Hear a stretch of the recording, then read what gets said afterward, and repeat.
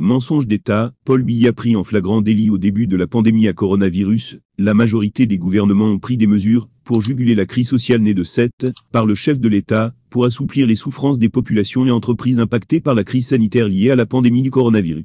Plus de restrictions pour les transports en taxi et bus. Les débits de boissons, boîtes de nuit, restaurants peuvent à nouveau rester ouverts au-delà de 18 heures, comme avant les mesures restrictives prises le 17 mars 2020 par le gouvernement. Seulement, certaines mesures capitales ne sont pas respectées à date.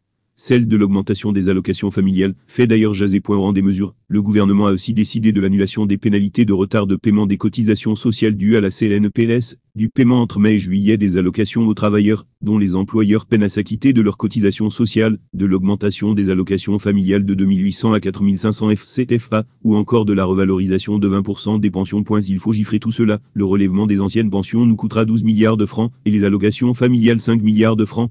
Le report d'encaissement des cotisations sociales est, quant à lui, évalué à environ 15 milliards, a indiqué de son côté le directeur général de la CNPS. Contrairement à ce qui a été annoncé, la mesure n'est pas encore effective. En tout cas, c'est ce qu'un fonctionnaire a confié au lanceur d'alerte Boris Berthold. Le 30 avril 2020, en pleine crise du Covid-19, Paul Biya prenait une mesure censée apaiser les ménages.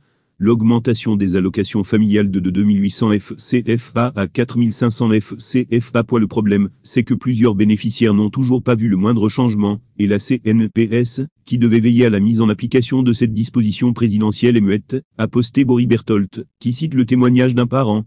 Jusqu'à présent rien n'est effectif, et nous continuons à percevoir 2800 F au lieu de 4500 F, et à la CNPS, on ne nous donne pas d'explication, a témoigné le fonctionnaire.